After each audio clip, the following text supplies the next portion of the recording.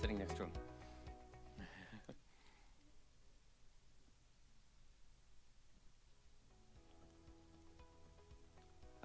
Thank you everyone for joining. I know it's a really delicious lunch, so difficult to come back, but I think we'll get going. I hope the session is useful and informative to everyone. And so I'll pass it off to Dr. Mathur for the opening remarks.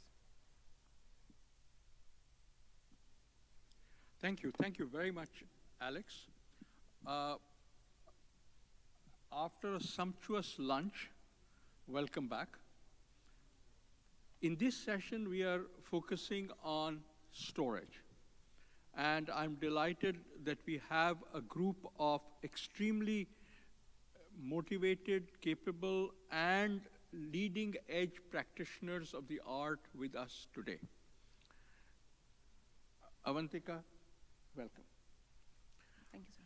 One of the key challenges that all of us face in solar energy is that while in many, many geographies, solar provides electricity that is the cheapest of all forms of energy, it only does so in the hours that the sun is shining. But for many, many countries, the peak occurs in the evening when the lights come on. And at that time, there is no sun or the sun is fading. So what happens? Either we move to the fossil fuels, and if we don't move to the fossil fuels, we'll have to focus on storage. That you store the electricity that is produced during the day when the sun is shining, and use it in the evening when the sun has set. Is one of the major challenges in making round-the-clock electricity from solar available in our countries. There are many people who believe, myself included, and I hope Avantika you as well, that over the next 3 years, 2023, 2024, 2025, the prices of storage, in particular batteries, would fall low enough so that solar plus batteries would provide us with round-the-clock electricity which is cost competitive with fossil fuels. However, we need to make that happen. And storage is much more. Storage is not just batteries. We also are talking of longer-term storage, where people talk of either pumped hydro or hydrogen or something of that sort. But these are very real issues. First, what are the kinds of technologies, which is very, very dependent on the kind of geography the country has. And the second, what are the kinds of political and legal, or let me say regulatory frameworks that would bring in the kind of technology that you want, and that it is able to be introduced into the grid at the times when you want. You know, storage has got very strange characteristics. It absorbs electricity at some point of time during the day, and it provides electricity. So it is both a consumer and a generator of electric power. And in most of our countries, the regulations become silent when you have the same entity being both. We are all consumers. There is a power plant, a fossil fuel-based power plant, which is the producer. But the fact that the same entity could be both a producer and a consumer is something that the regulations need to study.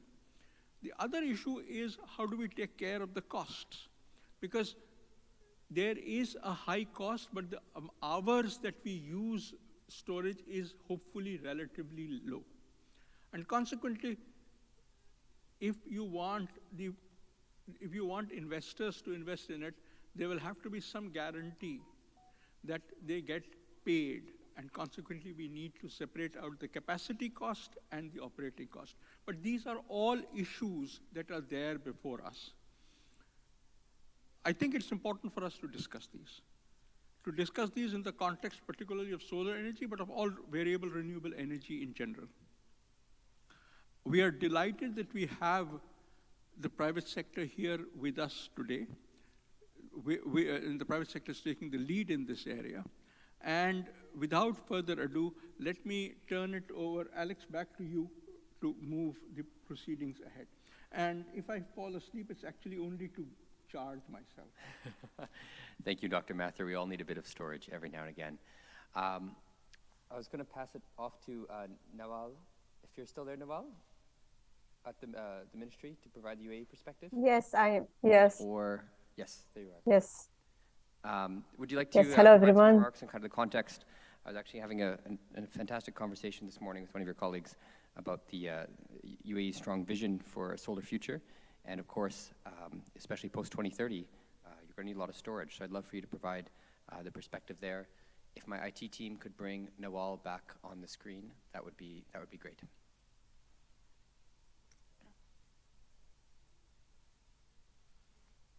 Go ahead, Nawal. Can you hear me? I can hear you. Yes. Can you hear me, everyone? We can't hear you, though.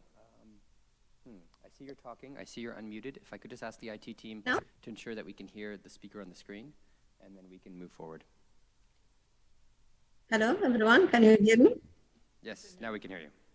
Yes. Hello, everyone. My name is Nawal Hanai. I'm the Director of Future Energy Department in the Ministry of Energy and Infrastructure. I'm delighted to participate in this distinguished panel. Thank you for the organizer to give me the opportunity to share some insight about the UAE vision and the UAE Energy Strategy 2050, focusing on 2030 targets. So basically, on this early this month, we have updated our Energy Strategy 2050 that was launched previously in 2017. The strategy focused previously on having a share of clean energy, 50% energy by 2050. Along with that, we have also identified previously that we will have 12% from clean coal by 2050. However, in the updated energy strategy, we have removed this share from the clean coal and also substitute that with the more cleaner sources of energy. Also, we have identified a strong and ambitious target when it comes to clean energy, where we'll have, inshallah, 30% clean energy target by 2030, as well as we have also estimated that the investment, or we have pledged that investment clean energy will be around 54 billion USD dollar by 2030, and about 50,000 green job will be created at that time as well. So basically, storage is very important element for us when we develop the strategy and the long-term targets for the strategy itself. Definitely, it will play a crucial role for the country itself. And looking forward, the discussion here with my colleagues and listening their thoughts when it's come to the integrating the energy storage in the power sector or on-grid, off-grid, and so forth. I think it is beneficial to have the storage to improve the reliability, stability, resilience, and reducing carbon emission, and in advancing the transition towards a cleaner and sustainable future for the energy. Thanks, everyone, and I hope you have a glad. Thanks so much for your remarks. And indeed, I think your colleague Shivendra will talk about some more of the details later, but I think it's clear, it's great to see such aggressive solar targets. And of course, particularly in UAE where you don't have a strong wind resource, storage is even more important to ensure that we have power throughout the day. And with that, I'm going to give a brief presentation based on some remarks actually I gave last week at the Clean Energy Ministerial, but I'll try and go quickly to leave plenty of time for our esteemed panelists. So storage basically has three different types. You've got mini grids, which is particularly relevant for the island nations present today, grid connect and C&I, which is commercial and industrial, and then utility scale. So on the mini grid side, we've already seen, for example, this ISA demonstration project in Guyana, and this Modera Sun Temple, which some of you may have visited previously in Gujarat. And effectively here, effectively for remote locations, and our report goes into more detail on how remote it needs to be. It's cheaper to use solar plus storage for round-the-clock power than for diesel generation, and potentially even for extending long transmission or distribution lines. So if you have got remote jungles or deserts or other areas that are hard to connect to the grid, storage is likely a cheaper solution than transmission and distribution. For island isolated grids, so this example I believe is from Samoa, who's present here today. A solar plus storage is very economic to displace diesel generation. And there's two key insights here one is, I think a lot of people underestimate just how much solar is required. So in this example, we've got about 20 megawatts of peak load, and we actually need 60 megawatts of solar to meet that load. And so it's important to remember that because solar only shines during the day, you have to effectively overbuild the solar. So if your island has 20 megawatts of peak load, you're going to need about 3 times that much solar. And so that's true at the very small village level, and that's true also at the island level. Another interesting feature of this project is there's an optimization between solar plus storage and at least for now, having a little bit of fossil fuels. So I say here the optimal mix is typically between 75 and 85%. And effectively, if you build enough solar and storage for the very worst, the very rainiest, cloudiest day, you end up having a lot of excess solar on all the other days. So that's very, very expensive. Whereas if you build enough solar for the average day, then you don't have quite enough solar on the very cloudy, rainy days. And so there's an optimization here. And one of the key takeaways I'm hoping people can get from this slide is let's not let perfect be the enemy of progress. So let's go ahead and get to 75% solar plus storage. And then as the costs of storage continue to fall, as the cost of solar continues to decline, as our grid operators get more comfortable with solar plus storage, we can move toward 100% by 2030 or 2040 or 2050. But in this case, getting to 75% is already economic today. The ISA roadmap for universal energy access was launched last week at the G20. And again, this shows that for distance, say above 15 kilometers away from the grid, it's more economic to use mini grids than for grid extension. Secondly, I want to talk a little bit about utility scale storage, which a number of our speakers will be speaking about as well. But RE plus storage is already cost competitive with coal for grid scale in many countries, including India as well as Australia. Having a good tender design is very important. So this is a good example of a tender in South Africa where they actually require power between 5 a.m. and 9:30 p.m. So that's basically when the power outages are. Like in many jurisdictions, you don't need as much power in the middle of the night when people are sleeping. And so it makes sense to have tenders rather than going for 24/7, go for your main hours where there's load. And this, again, is a optimization between keeping your costs down, because you don't need to build as much storage to get you through the night, while still providing fairly reliable power. So there is a cost reliability trade-off. So here is some examples from India where you can build, let's say for 100 megawatts of load, you can build 200 megawatts of wind and 200 megawatts of solar and get reliability that's comparable to coal. So if you currently have lots of grid outages, again, it makes sense to just build this and get this done because it's already economic today. If you're seeking to get 100% reliability, that's where you'll have to overbuild the wind and solar and store it even more, which is even more expensive. Finally, this is an example of how India, for example, could be 100% renewable energy powered by 2050. So here we need about 400 gigawatts of 5-hour storage and 100 gigawatts of 12-hour storage.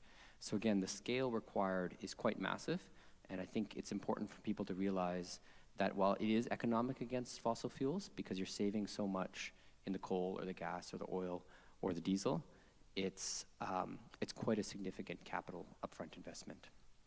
And so this is how, for example, in India, you'd see solar during the day. The solar is the orange, and the red is what's being stored, and then the yellow is basically the storage. So solar and plus storage are obviously the two biggest pieces of the system, but they're part of a larger integrated system. Dark blue is wind, light blue is hydro, green is nuclear. And so depending on the resources in your individual country, some countries might have geothermal, some countries might have bioenergy, some countries might have hydropower, but solar is, as Dr. Mathur said, the cheapest form during the day, and then storage is the best form to ensure that reliability, mixed in with the other sources as available. So yes, the key takeaway here is that for many places, particularly island nations and remote areas, solar and storage is already economic. In the long run, so let's say 2030, 2040, 2050, becoming 100% renewable energy powered is technically feasible, but the optimal solution is going to be different depending on what resources and what demand profile you have in your individual country. So with that, as I said, hopefully I didn't talk too much because I want to leave time for our excellent panel, and that I'm going to hand off to, who should we have speak first?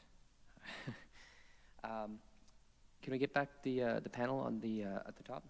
Why don't we have the honorable speaker from Bangladesh lead us off to provide the country perspective on the need in your country? Yes, go ahead. I think you'll need to turn the mic on.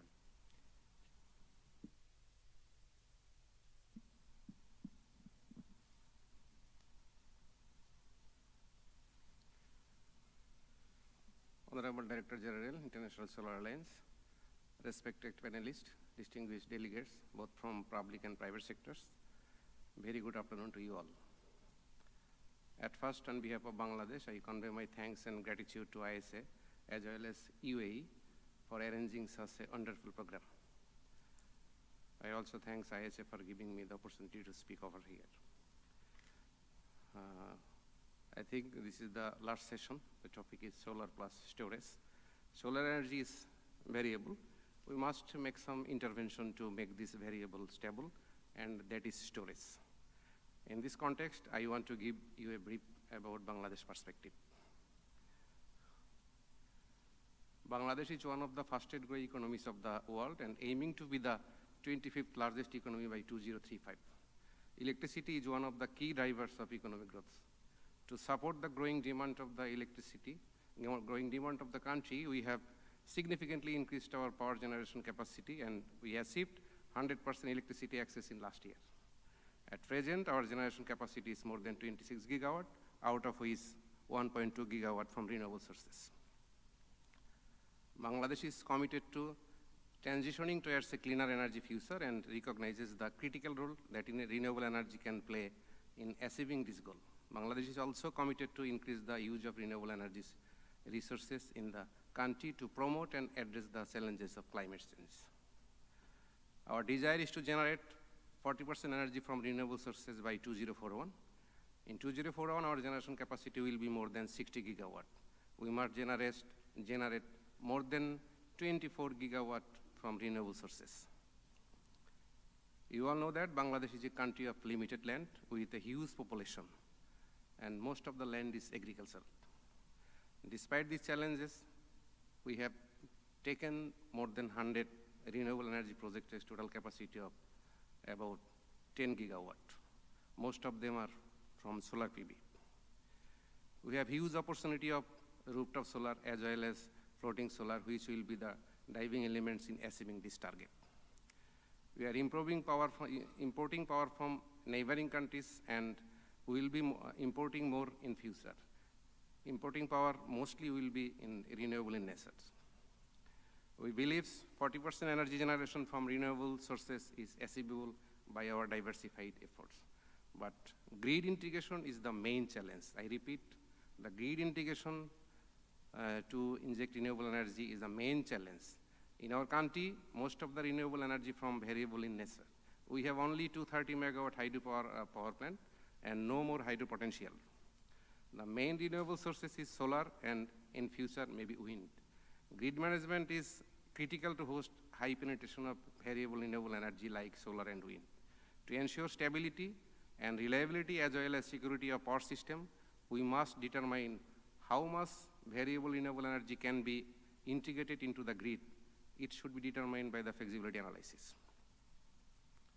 Bangladesh has done a preliminary feasibility analysis by the assistance of Asian Development Bank, which shows that present grid system can receive maximum 20% energy from renewable sources. In 2030, our demand will be 30,000 megawatt and renewable energy generation capacity will be 12,000 megawatt. 20% of 30,000 megawatt is 6,000 megawatt. how can we integrate excess renewable energy to the grid? That is the big question. In that case, we have only two options. Either we have stored excess energy, or we must make our grid smart to allow seamless renewables integration. I think storage may be the cheapest solution. To ensure a greener, cleaner, and safer planet for next generation, we must take smart measures for sustainable development. Though we have set a challenging target, we believe with our diversified initiatives and efforts, we will be able to achieve the target. We hope international organizations like International Solar Alliance, International Renewable Energy Agency, as well as our development partners will continue their support in this journey. Thank you all. Thank you so much, and it's really fantastic to see that. I mean, obviously Bangladesh has very limited land, and we're really looking forward to you working with you on floating solar and rooftop solar, and other ways we can find more renewable energy in Bangladesh. And I really like that you mentioned it's not just about storage, but also about smart energy systems. And so we've got Stig Olav here, who's head of energy storage at Siemens, but Siemens does quite a bit on both storage and smart grids. So why don't I hand it off to you, Stig, now to kind of present the solutions you have available for countries like Bangladesh that have such aspirations for renewable energy integration. Take it away. You need to unmute yourself. Yeah, thank you for that, and thank you for the introduction. I would say Siemens and Siemens Energy are a perfect fit for as a partner in the energy space, mainly because we are covering a broad variety of capabilities with our portfolio. And of course, we are now adding energy storage as a very important part of our overall portfolio offerings to all customers globally. We will be targeting quite a number of the different areas with storage. So the typical market areas we are looking at now is, of course, the transmission systems, renewable industrial applications, and the support of industrial plants, also offshore and maritime, as well as the support of conventional power generation. Because you can also put storage in the energy mix of already conventional generation plants to reduce emissions and to improve the operational profile also on the already existing assets and facilities. So we are trying to position our portfolio to support both the countries' power generation and transmission, as well as industrial players' needs for decarbonization, and of course not only that, but also reliability and performance of the power availability in industrial plants and industrial applications, as well as making the offshore and maritime industries green. We many years ago, I think it's closer to 15 years ago, we started to look at energy storage as a mean to change the way we operate maritime vessels. Already in 2013, we built the first full electric ship, which gets its power from the onshore renewable power grid. And we have scaled that up globally now over the last 10 years. And we're delivering microgrids with storage integrated, with the full capability of both supporting the grid with and without prime movers running. Mainly, of course, because we also have a very good grasp and grip on the overall performance of the facility, including energy management systems and the control of the different power sources in what can be perceived to be the new energy mix for the future, and in the different industries and in the different, let's say, distribution systems. So we are well positioned to both support and partner with both countries, industrial players, as well as transmission operators and various renewable players.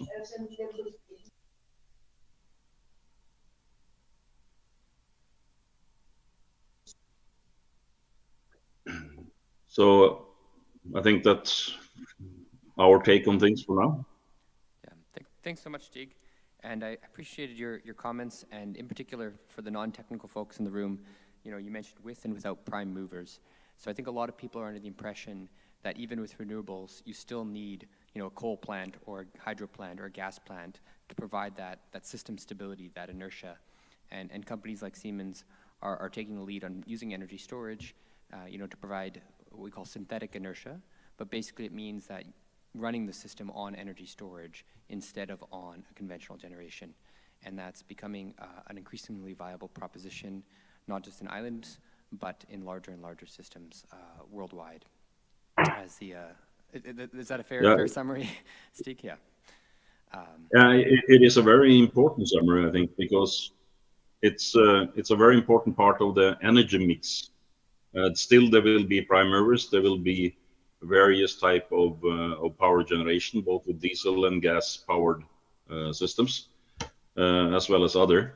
And the storage can also play a role in reducing emissions from this, change the redundancy philosophy, redundancy concepts of power plants, and also as a starting engine for the power plants, etc., etc. So it's absolutely an important part. Yeah, for sure. And with that, I want to pass it off. So Wärtsilä, and actually one of my favorite tools, they have a 100% renewable energy map. So you can go online, you can look up your country, and Wärtsilä has done an optimization and said, here's what, in their rough analysis, is the optimal mix. And in most tropical countries, like most ISA countries, solar has the lion's share, but it will also have a mix of wind or hydro or other sources. But yes, it's very good to look at the high level. Yes, you can be 100% renewables, but the devil is in the details. So I'd like to hand it off to our next speaker, Mr. Ramakrishnan, to talk about some of the work Wärtsilä is doing on getting people and countries to 100% renewables. Hi, greetings from Wärtsilä. Hope I'm audible to all of you.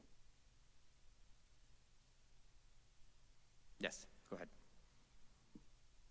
Yeah, thank you. First and foremost, I would like to thank Dr. Mathur and ISA team, Alex especially, for inviting me and having this discussion at this August session. I mean, it's really a pleasure to be a part of this. I would like to take you through a very small presentation which we have prepared for this. Now, you want me to present it from my end, or will it be like you would be presenting it from there and I'll be controlling the slides? How do you want to go about that? Yeah, please go ahead and share from your end. That's easiest. But we have a backup, but try sharing yourself. Okay. So what I'll do is let me just try to share my screen here.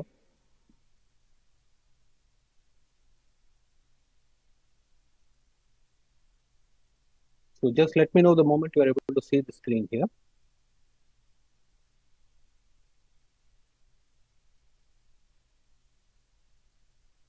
So is it in a presentation mode? To our team, are we letting him share the screen so we can see his screen? I can see it on my screen, but not on the main screen. My IT team is giving me a thumbs up. There it is. Okay, here we are. Go ahead. Great, thank you. So again, a warm welcome from Wärtsilä. First question, what everybody thinks about the moment Wärtsilä is invited into an event like this is, what is Wärtsilä doing over here? Especially since Wärtsilä, which is a 190-year-old company, which has been mastering into fossil fuel-based engine-based power plants, or rather engine for different types of application. Whereas here we are talking about renewables, green storage, and other things. So I'd like to just take you through and say that Wärtsilä has been trying to work on its way along with the other companies globally and other nations globally into its direction towards greening the grid and having decarbonization as its core objective. And that's precisely what is the philosophy of the organization as well. So it's as mentioned, organization which started in 1834 and today it's in almost 190th year of its existence. A $5.8 billion euro company with presence in over 200 locations and more than 19,000 people globally. On the energy storage front, we have already reached a level wherein we have 3 gigawatt plus and 6 gigawatt hours plus of energy storage projects across more than 115 plus kind of locations or projects in the different parts of the world. And these are very innovative applications. I'll just take you through a few examples of it as we go into the innovative applications.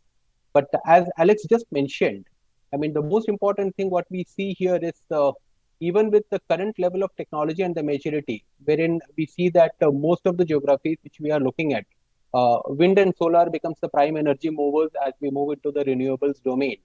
And with battery energy storage and other storage solutions being the energy storing solutions for the grid, whether it is for short duration or long duration, seasonal, diurnal, whatever we are looking at. And in top of it, we require also, pardon me for my throat,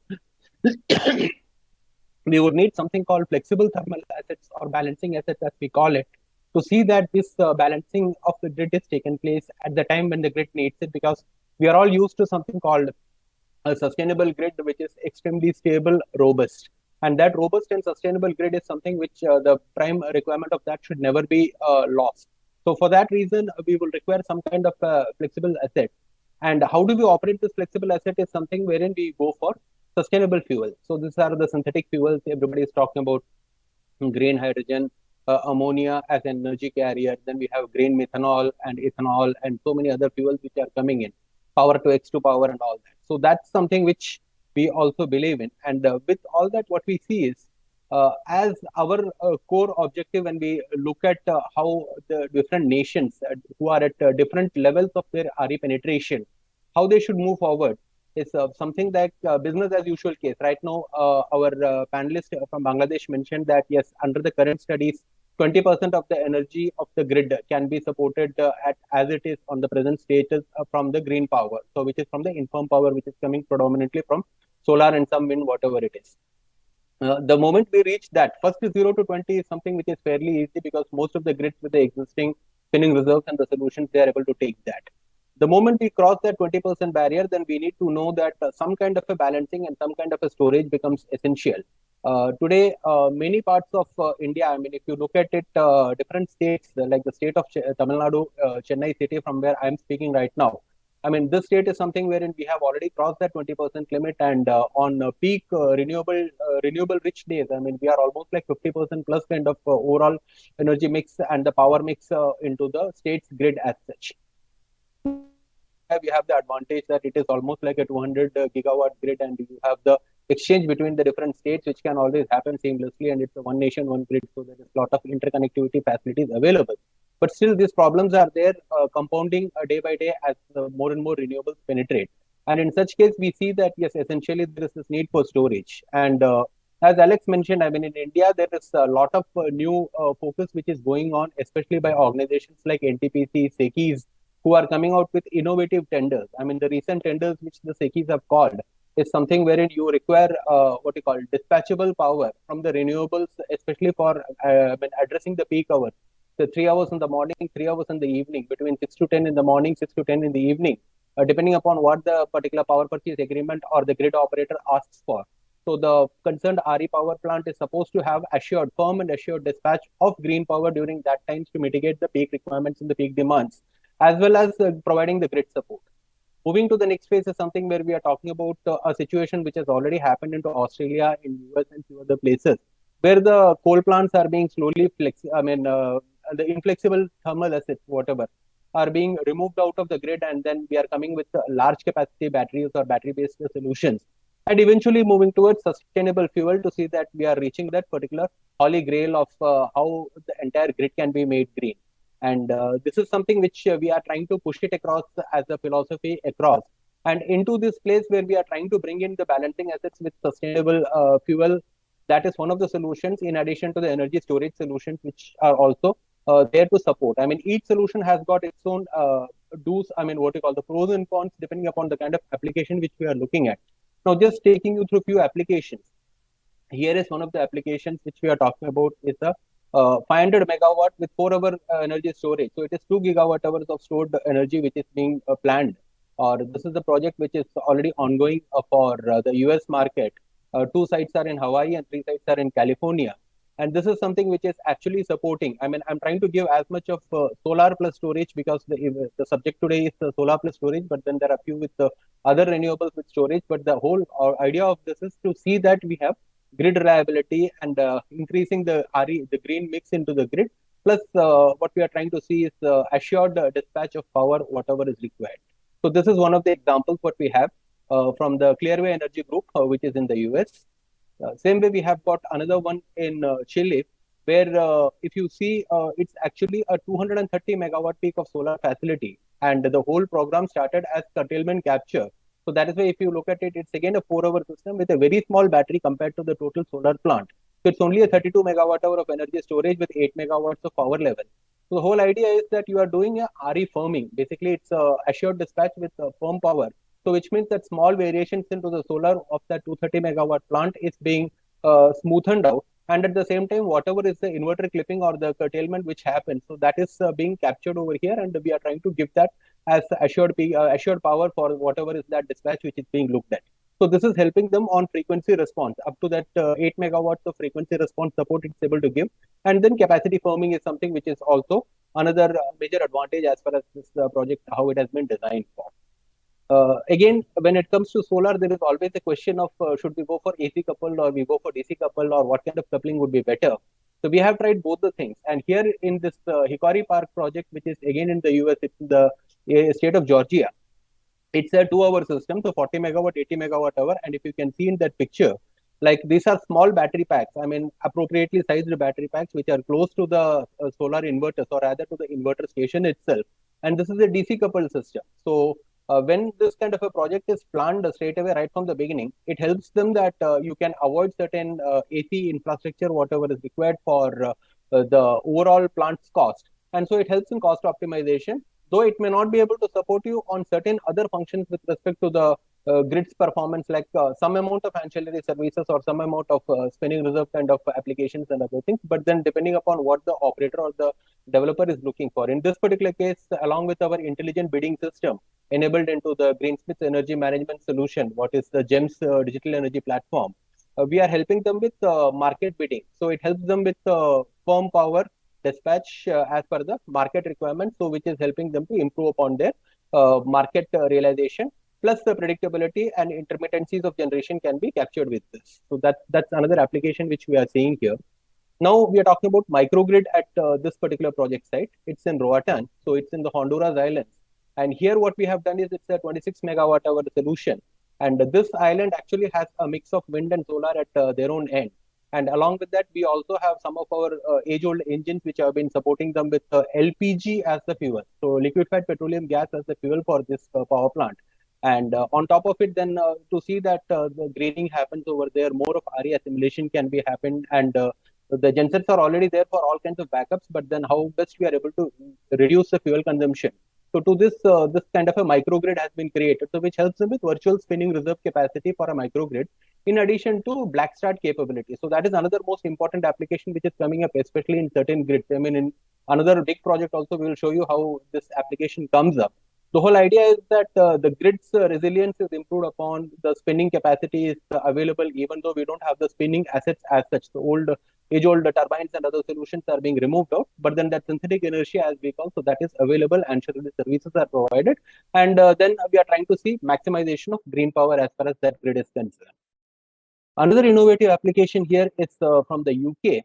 Here, what we have is with the EDF renewables, there are a set of projects, some 6 projects which are there of different capacities in different locations.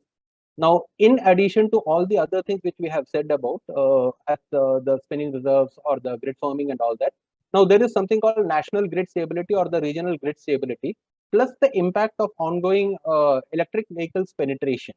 Now, the moment we see everybody is looking at electric vehicle as a mode of transport to come out of the fossil fuel based solutions when it comes to the transport sector. But then the charging of this electric vehicles onto the grid, that creates a big problem when it comes to grids which are already reaching their peak of the loads. So in such situation, a battery storage kind of a solution can also help them to augment the capacity or free out the congested grid and see that the point loads or what you call the sudden spikes in the loads from the charging of the EVs. I mean, especially if you look at a car with a fast charger, 300 kilowatt of point charge is typically what comes out of that particular charger the moment the car is connected to the grid. So in such cases, the storage asset is there which can absorb all that shock and see that the grid doesn't get impacted by it. So we are trying to see that transmission deferral is being done and then the capacity augmentation of the grid can be avoided. So these are all different ways or different methods of seeing that more of green power is being pushed in and at the same time the grid's stability is still ensured. Another microgrid application, what we want to show here is for mining, because when it comes to Middle East also, there are lots of minings and what the cement industry and few other industries where microgrid kind of solutions are there, and you have got huge loads. So when those kind of loads again come in and go out of the grid, lot of fluctuations do happen. So in this particular gold mine, which is there in Mali, what we have done is we have a thermal power asset over there, engines which is generating some 64 megawatts of power. But then they also have a solar at the site, and then we came out with a battery-based solution. So it's a 1 hour kind of a storage solution, 17 megawatt, 15.4 megawatt hour. So it's more like a power battery rather than energy storage, which is helping them to regulate the fluctuations of that local grid and create that spinning reserve. Because in mining application, especially when you have deep shaft mines and all that, energy is, the power quality is very, very essential, and uninterrupted power. I mean, emergency power is something which becomes the most important thing as far as their application is concerned. We are able to provide that kind of a solution, which is done, and the GEMS or that software which is supporting the whole thing is able to integrate different types of energy sources, whether it is solar or wind or whatever be the thing, engines or any of the thermal assets or the grid, the load. So it's able to give a proper dispatch planning as far as this is concerned. Now, taking it to the next level is something wherein we have this AGL in Australia, where we have initially this project started as they wanted to phase out a thermal asset. Some coal plant was there. So it was removed out, and then we came out with a 250 megawatts of engine-based flexible generation power plant. And then on top of it, to add more strength to that particular grid and help them with assimilation of more renewables into that area.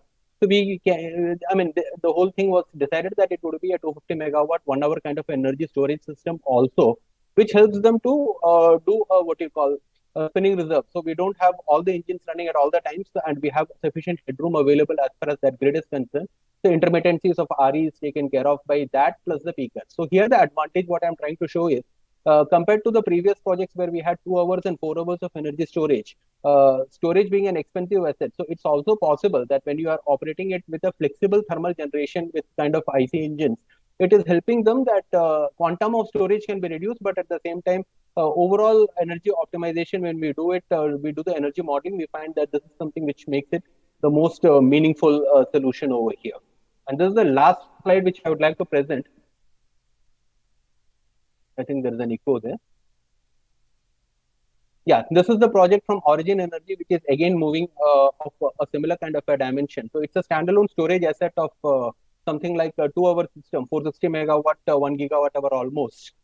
Is what is the capacity. And this is again trying to see that the wind and solar and the renewables in that area in South Australia, we are able to support that particular grid. So this is something in a nutshell what I wanted to just present across as different kinds of use cases. We are there as industry, as Siemens also mentioned. I mean, a lot of new technologies are coming up which will help us to see that the grid becomes green. Thank you. Thank you so much, Ramakrishnan. I think, I do hear often people say, storage isn't ready, and this, really clearly refutes that notion. This is very clearly a grid scale operation.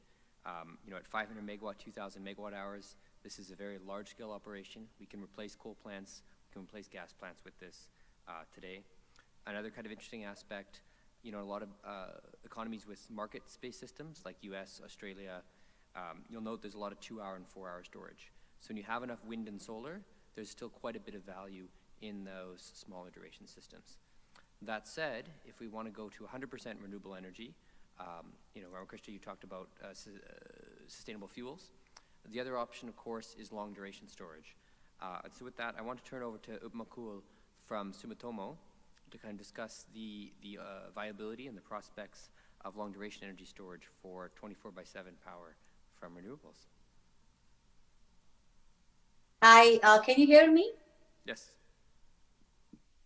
Yeah, hi. Thanks, Alex, and thanks, ISA, as well as Dr. Mathur, for giving the opportunity to speak here. And as people were talking about, I was kind of making notes on Mr. Mathur, that energy transition is about basically transmission system being able to allow the renewable integration to the grid, as well as decarbonizing the whole sector.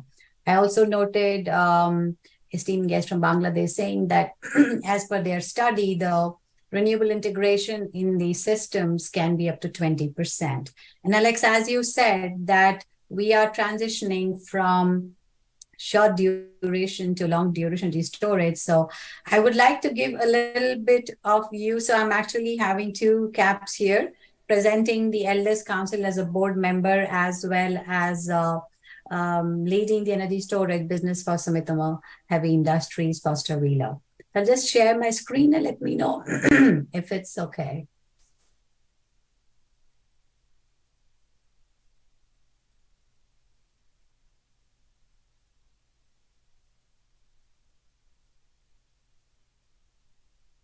Can you see my screen?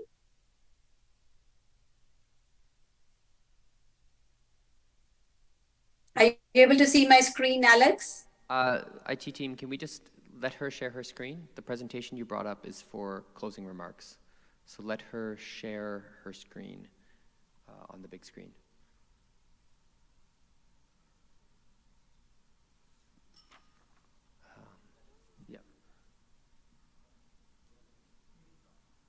Yeah.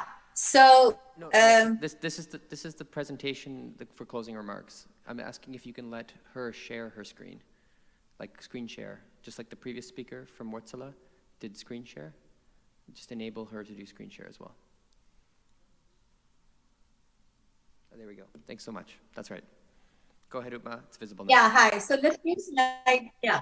So a few slides from Elders Council, and why did we are very small organization. It was established in COP26. And as you can see on the screen, that we have recently seen record-breaking climate events and rising temperatures. And there was understanding that there was a great need to look at what could enable the decarbonization and what could help the world to basically limit the climate change as well. So that's how Elders was formed. And there are various studies that Council has done that Elders is actually needed to achieve the net zero targets. So Elders Council, we are working with various staff, as Alex, you may be knowing that we are working with governments, policymakers, and different stakeholders to create the awareness of Elders technologies, as well as help different Elders technology startups to scale up their technology. And I would like to mention here that there is not only battery storage, lithium ion, or pumped hydro, or compressed air. We have got with Elders Council about 38 technology providers in different segments. And everybody did talk about when does it happen that the problems and at what integration of renewables do you need different types of technology. As you see here, when we are limiting 20 to 40%, and easier. But when we want to go beyond 40 and we are reaching up to 60, 80, 100%, then there are different types of hours and long duration systems needed on the grid. And we are talking of intraday storage. We're talking of storages extending even up to 100 hours and more. And seasonal storage so far has been seen to be taken over by or can be given by hydrogen or with pumped hydro.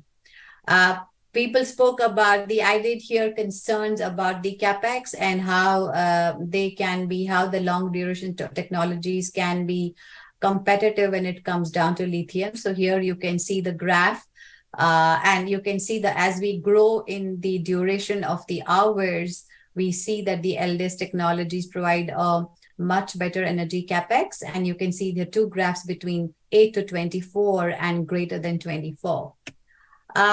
I think I don't have to again talk about what everybody has been spoken, but still when we talk of energy storage, we talk of energy shifting, and we talk of grid services.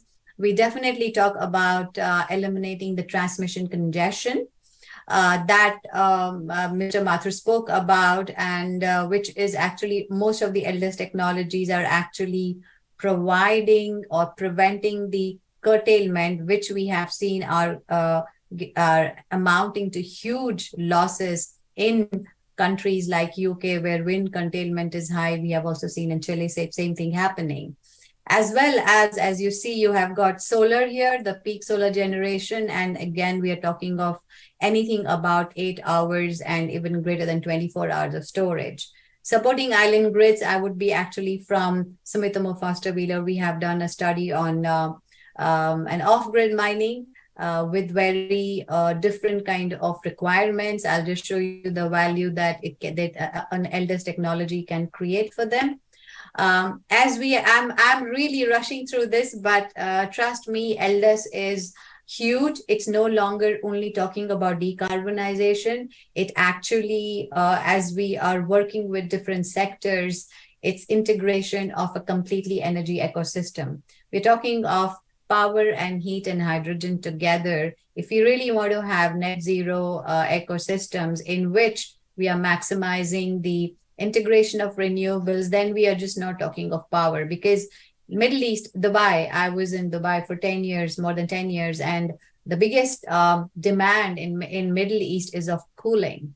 The biggest demand in Europe is of heating. So it is, if we want to decarbonize the energy systems, it's important to decarbonize the heating system, the power, and the hydrogen.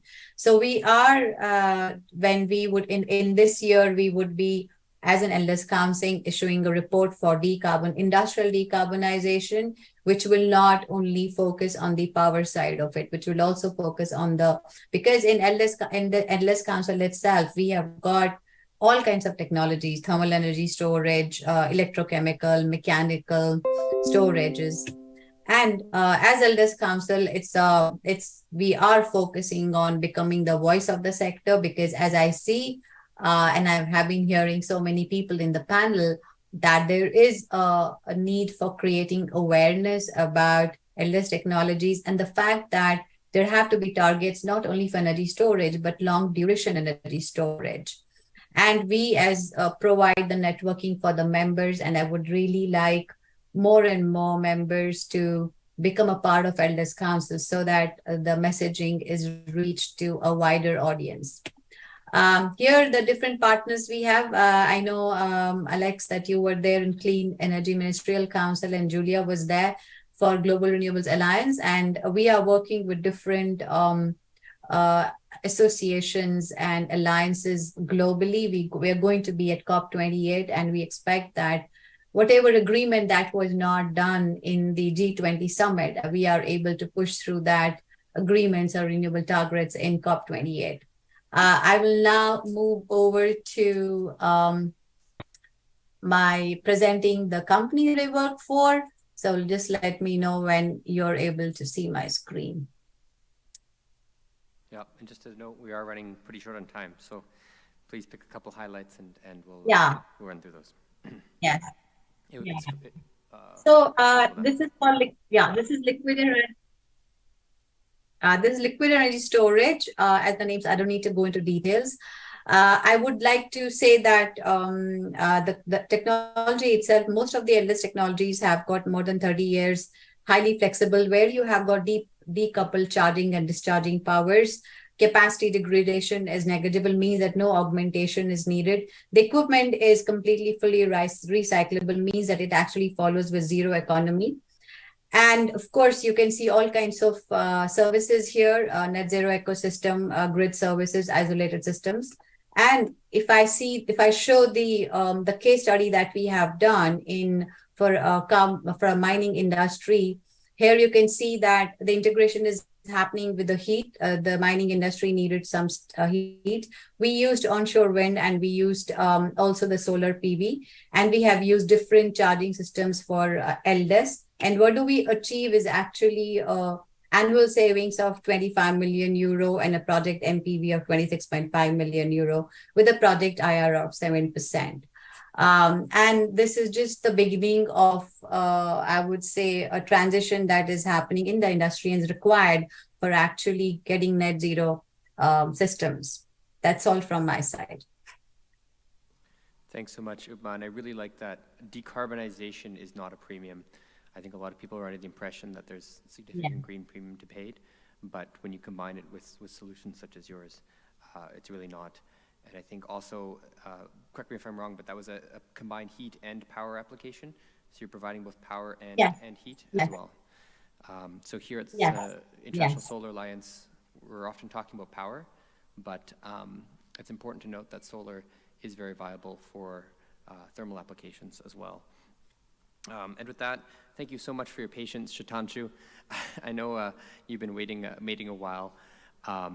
GreenCo is another example of long-duration energy storage, which to me is one of the greatest innovations I've seen around the world. I'd love to see their solution applied, in Saudi Arabia and in anywhere there's a hill, really. Although, go ahead, Shatanshu, why don't you be a little more specific than anywhere there's a hill. Go ahead. Yeah, thank you, Alex. Thank you very much. Thank you, Dr. Mathur and the SC team. I'll just put up a very small presentation.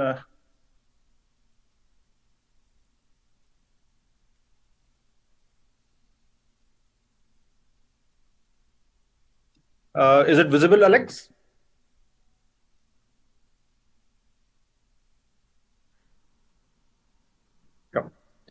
Good. So I think with the benefit of all the learned speakers before me, I'll get into straight what we are doing at GreenCo with respect to storage. So a brief introduction of the company. So we are one of the largest renewables company in India. We have got an operating portfolio of close to 7.5 gigawatt that spans across different energy sources, wind, hydro, solar. We are backed by some of the largest sovereign funds in the world, GIC and ADIA. And we have Oryx as another shareholder in the company. The company was founded by two gentlemen, Anil and Mahesh, who between themselves had now very extensive experience of Indian power sector. And they have grown company leaps and bounds over the last 10, 15 years of our history. I think that's what we have been doing till date, or not even till date. This is what we did in first part of our growth. Over the last few years, we are now focusing on energy storage. The company is setting itself to a very ambitious target of creating 100 gigawatt hour of energy storage cloud in very near future. There are multiple assets that we are developing. And in terms of technology, what we have zeroed on is pump hydro storage technology. This slide gives you a sense of the projects that we are developing. Part of this portfolio is already under construction. I'll take you to the first project that we are doing. This is an interesting project that we're doing in India. This is one of the largest integrated renewable energy and energy storage project, perhaps anywhere in the world as far as we know. What we are doing here is roughly more than 5,000 megawatt of project, including three elements, one being storage, pump hydro plant, 1680 megawatt and 10,000 megawatt hour. So essentially we can provide energy storage for roughly 6 hours. I think that's what we imply with LDS, or at least a part of LDS. We are also putting together 3,000 megawatt of solar capacity and around 500 megawatt of wind capacity. The idea was to have an integrated solution which can provide, which can meet multiple requirements of the grid. I think by now, and as part of this discussion also, we possibly all agree that energy storage is going to be a critical piece of future power systems and for industrial decarbonization. And there will be multiple storage technologies. I think there's no two ways about that. But at least the way various storage technologies stand at this point in time with respect to long duration and grid scale, we thought that pump storage makes most sense from various ways. So for instance, the kind of storage capacity that you can make available. So this one single project can provide 10,000 megawatt hour of energy storage, which is very relevant for a grid of the scale of India. The project is already under construction. It's in South India, in the state of Andhra Pradesh. These are some of the photos of the site. So what you can see here is the approach channel. This is the upper reservoir of the project, and this is the tail race channel. These are some of the other photographs of the site. I think our contribution to pump hydro storage in India, the technology has been there for long, right? So we didn't essentially bring the technology to the country. India already had some capacity before we started this Pinapuram project. But I think what Greenco did was 2-3 things. One was to bring in this off-stream pump storage technology to India. We also focused at developing large-scale assets. So I think of all the projects that we're developing are upward of 10,000 megawatt hour. And the third was essentially creating a business model around storage and how it can be integrated into the Indian grid in terms of what kind of contracts can be done, what kind of solutions can be built around it. With respect to off-stream closed-loop pump storage, what we mean is that the two reservoirs, the upper reservoir and the lower reservoir, in many cases, both these two reservoirs are newly created and are not part of any river system. The other off-stream open loop, one of the reservoir could be part of could be an existing reservoir, which can be on a river stream. But the whole idea is to dealing the project from an existing hydrological system so that the development and operational risks are that much lower. So off-stream PSPs have got a significant development and operational advantages, which also translates into very competitive cost structure. So, for instance, some of the advantages are the off-stream pump storage works on a fixed quantum of water. It's a closed-loop system. The water recirculates on a daily basis. And to that extent, the environmental impact is minimal. Your ask on the water systems of the country, etc., is that much lower. The projects are simpler to design, simpler design of embankments and dam, modular design. So, for instance, in our case, two of our projects, one which the photos which I just showed you in Andhra Pradesh, and the other one which we are developing in Madhya Pradesh, they're very similar in terms of design. So, which allows us to cut down the timelines. So, we are targeting a very ambitious duration of 36 months for construction, and the one we've just started in Madhya Pradesh, we are actually looking at much smaller time period for completing that project.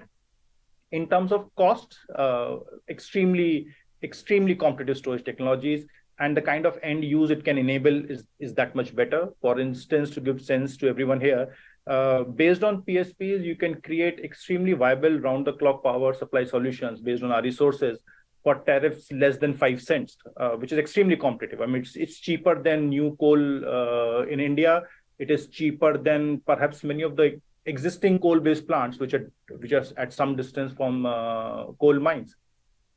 And I think some of the other benefits being a very fixed cost structure, which gives you visibility of what your tariff will be over the next 25 years. It's an inflation-free tariff, and obviously it's all green. So a very, very competitive and lucrative propositions for industrial decarbonization and for decarbonization of power systems. I'm just sort of taking this quickly so that if there are questions, happy to take them. In terms of competitiveness, I think the best measure is what the market is, how the market stands up. So this is a summary of 3 energy storage contracts which happened in India. The first one, SECI, which is the nodal agency for development of RE capacity in India, they came up with a tender for contracting battery storage system, lithium-ion based, 500 megawatt and 1,000 megawatt hour. The storage charges, which we have translated in terms of USD per megawatt per annum, essentially a fixed fee for using storage on an annual basis, was close to $162,000. Whereas the other 2 bids, which you see highlighted in gray, both NTPC and the Karnataka state tenders, their pump storage was the storage technology and the storage charges were significantly lower. And when you translate them on a per unit basis, given that PSP can provide you longer duration energy storage, there's a significantly competitive numbers that you can achieve, which then means that the end use applications are that much competitive. Then there are other benefits of pump storage technology in terms of multiple cycles that you can do, negligible drop in efficiency with multiple cycles or with time period of utilization of the set. In terms of the role that it can play in the energy system, there are many. Essentially, what storage does is it shifts energy from period of excess generation to the demand. I mean, that's the fundamental utility of storage. With some intelligent mixing of solar, wind, and energy storage, there are various profiles that you can achieve. You can target a round-the-clock kind of supplies, at a very competitive tariff, and the kind of performance that you can achieve is as good as the conventional energy sources. So for instance, we have done some transactions for supply of RTC power. There was a recent tender by Indian Railways where the contract compliance is to the extent of 85% annual basis, which is as good as what the thermal plants offer. And those tariffs are extremely competitive. So PSP-based RTC solutions gives you a clear sort of visibility that eventually you can shift from conventional sources to RE sources near 100% at very competitive tariff and at comparable performance.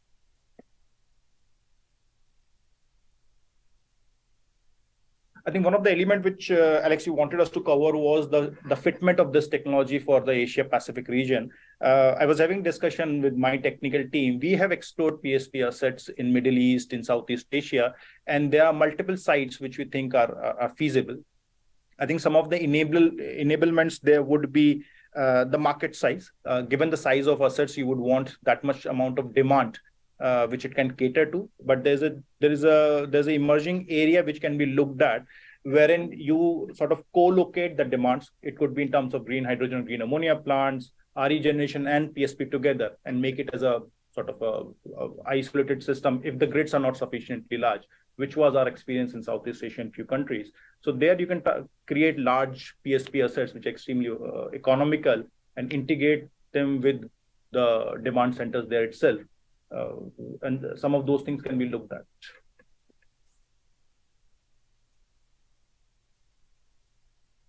Yeah, this is from my side. I mean, I just wanted to keep it brief to take up any questions on this. Yeah, thanks so much. I know it's been a long day and we do have time for questions, but I think one of the key points here is this an off-river system, and you don't need existing hydro assets. This can be built anywhere. And in terms of demand, I think that's partly why we're here, right? We're here to help each other grow our renewable energy ambitions. So when we're talking about 60 gigawatts of solar in certain countries, then that's exactly the kind of solution we need to help integrate that. So we're almost out of time. So I do want to give it to the members if there's any interventions or questions members have. Now is a good time to bring them along. Yeah, I think, Alex, this is Shravantu again. It's not the question again, put the comments. We are trying to design the UAE system also, and as you know, as an earlier colleague also as a World Bank group in different countries, I think the fundamental challenge of the storage is that we are always looking, change everything at a time.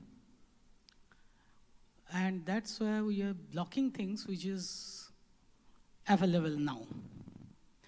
The first thing, one of the people are giving the example, and I can give you country by country example. In India, 28 gigawatt of coal is at bus is used for 850 hours and less.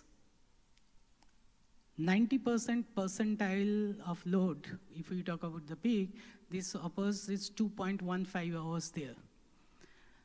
If we are talking up 28 gigawatt of coal is used 800 hours a year, then the actual delivered cost of that coal is more than almost 20 rupees, which is coming almost, 25 to 30 US cents. The point is we are not getting to the valuation of this. So differentiated valuation of different sources of energy or real cost reflective tariff, which is absent most of the countries. The moment you use the asset utilization and the valuation of them according to the changing load factor, the staged, it will actually open up the value of the storage deployment, financially, commercially available. Now, we don't need to change that 400 gigawatt tomorrow, but we can take 4, 6, 7 gigawatt. Even in Bangladesh, I think 5,600 megawatt of diesel is being used, and out of that, I think 400, I think more than 20 years of old like this. I might be a little bit wrong on this, but a lot of short challenges you can do it. I'm coming to this, that differentiated valuation of assets and utilizations and bring them forward in the regulatory systems which is absent. continuing to this, I think I heard all of these things, and I really don't, the way we have actually accounting and valuing costing storage, the concept is completely, I think, wrong. We have to change this system. We are talking about the value is cost per cents per kWh or like this. The point is different. I'm asking the seventh. I mean, just bear with me 1 minute. The start of civilization happened with the start of storage, start of life. When the photosynthesis comes, it's actually converted the light to the storage. And that's how life sustained. As we are talking, I always talking, nobody has connected with a battery or a, energy glucose bank with us. Storage, using a particular asset, which Dr. Mathur started, he's my teacher, so it's wrong. The storage gives some mileage to the system. It has to be valued in the power system. The moment we try to take it as a separate asset and try to value it, which is having multiple benefits out of that, I can come into value streams over there, that valuation and the mileage in the power systems is absent in the designing system.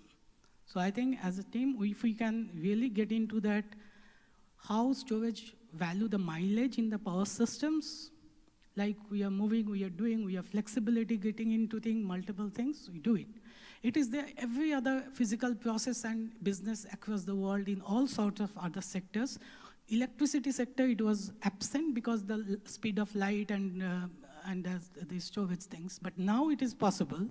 But the moment we stopped valuing the storage in terms of the specific applications, it will be doing. Like, and second portion is that we have to, when we talk about the solar with storage, my request is that please think about which voltage level you can use storage and utilize this. The bottom of the pyramid, more you use, you can have the multiple benefits of embedded generation, shifting away from the generation from the load base, which is happening because of that incumbent coal and diesel and gas coming out from the load base.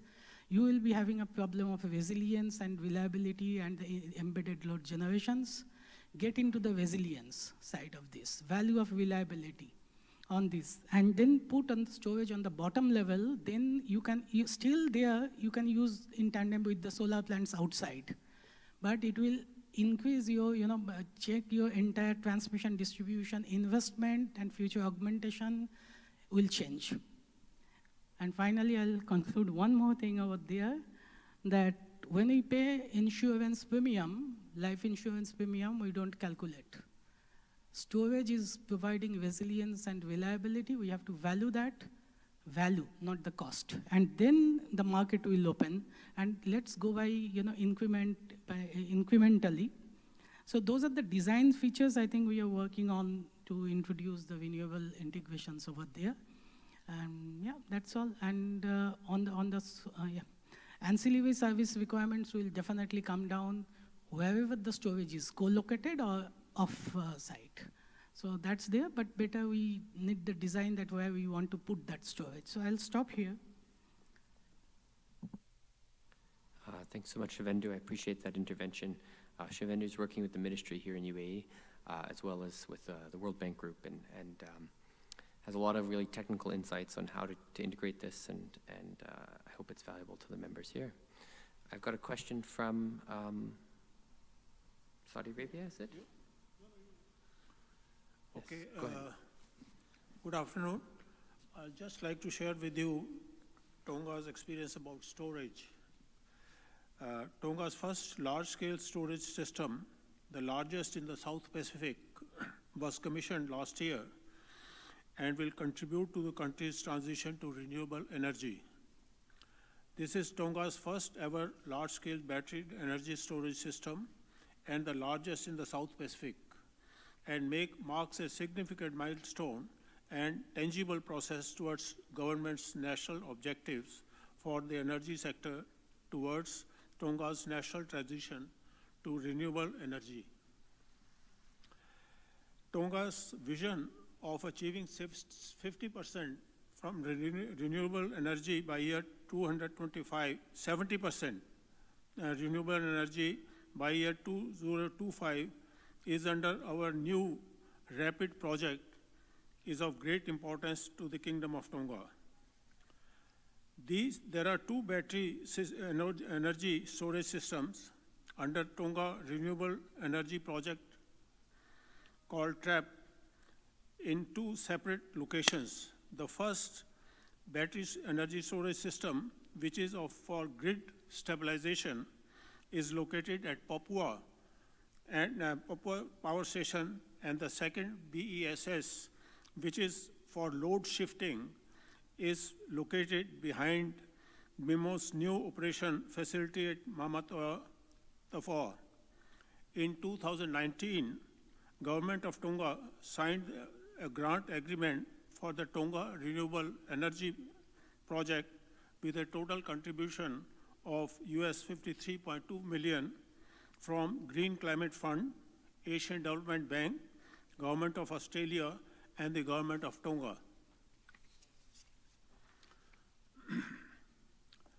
The battery energy storage system were essential enabling technology that allows absorbing higher levels of generation from renewable energy sources. The technology helps stabilize the electricity grid for intermittent generation of renewable energy and allows for load shifting to storage the solar generation during the day to be stabilized during high customer load demand hours in Tongatapu. That's all. I'll take this opportunity to thank ISA for giving this opportunity to share our experiences with our fellow Asia Pacific countries. And thanks the Abu Dhabi for making excellent arrangements. Thank you very much. Thank you so much for the intervention. Tonga is certainly a world leader in island mini-grid storage, so not mini-grid storage, grid-scale storage. And so hopefully the other member countries can benefit from that experience. Do we have any other members who would like to pose a question or state an intervention?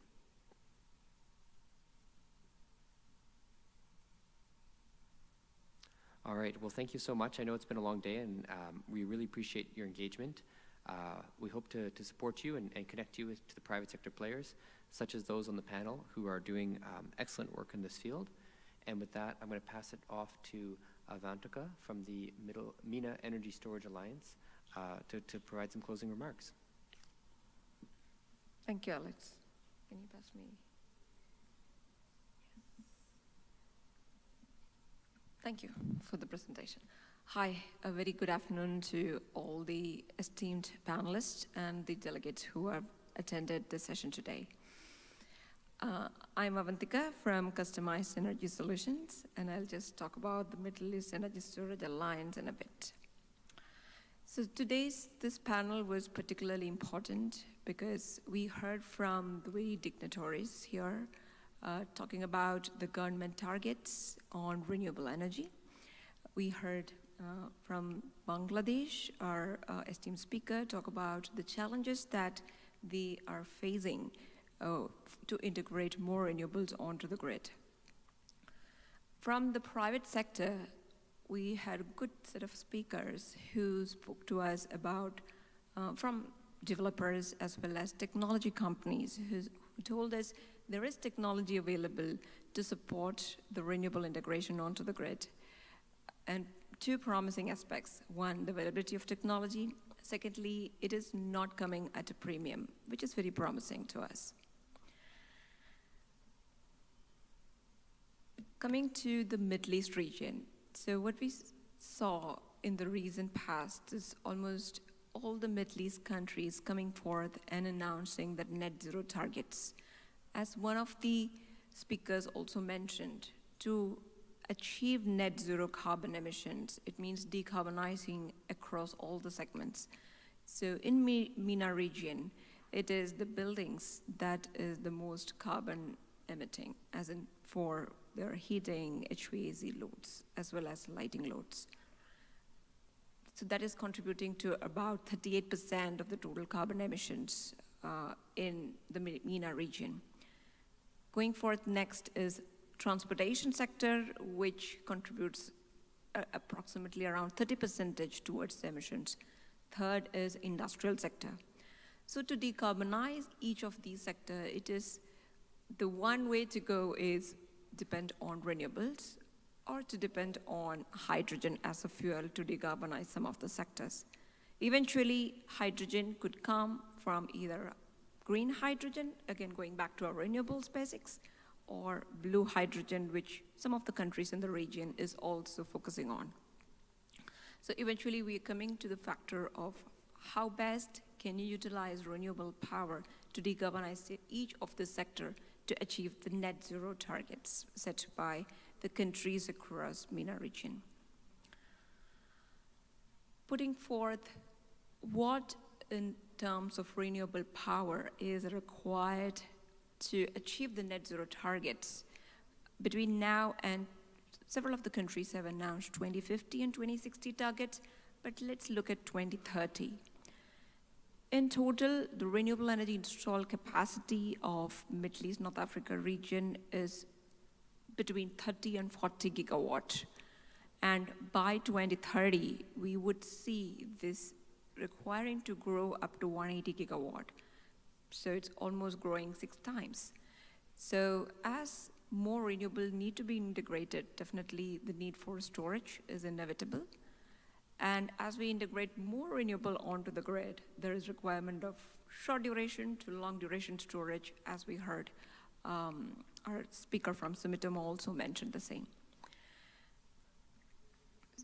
So talking about storage, as per customized energy solution, our analysis, we see that there is a requirement of at least 40 gigawatt hour of energy storage, which is required to integrate this quantity of renewable onto the MENA power grid between now and 2030, so to maintain a stable, balanced operations. Having said that, now thankfully we have the public-private panel up here, and to make a major change in grid, in adopting a technology, or to make a change in the decarbonization initiatives, we need to have the regulators in the place. We need to have the technology, and we also would need the investors. So when we have these 3 elements in the picture, the change is supposed to happen. But we're launching a new alliance, which is Middle East and North Africa Energy Storage Alliance, to form a platform to bring together all the key stakeholders together to enable decarbonization in the MENA region. So we're expecting utilities, regulatories, the technology or manufacturers to come forth, standards or testing, certification agencies, skill development councils or skill development through universities or academics, and IPPs or developers who are key in making this initiative a success. So under the Middle East North Africa Energy Storage Alliance, we aim to create awareness first in the availability of various technologies that are out there, how the technological cost of pricing are supposed to change between now and the near future or by 2030, which can enable more adoption of this technology. We hope to bring in the technologists who are currently not there in MENA, but from across the globe to make sure that adoption rate is faster. And this helps them in faster decarbonization efforts. So this is not, the alliance is not only restricted to renewables and energy storage. As I started, the decarbonization requires various sectors from grid to transportation to industrial. So through this alliance, we aim to bring in all the key stakeholders from across the mentioned application segments. So for various benefits, etc., I'll be happy to discuss this further with any of the participants who are interested in this further.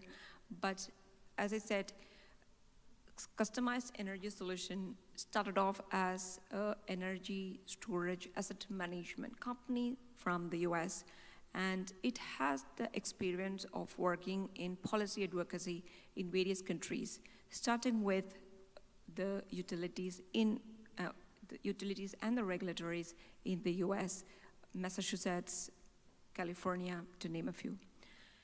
We've been operating the India Energy Storage Alliance since 2012 in India, where the key initiative was policy advocacy, how to best help the country reach its renewable energy goals in a smooth transition manner with energy storage. So that was the initiative, and for which we have been working with various ministerial across India.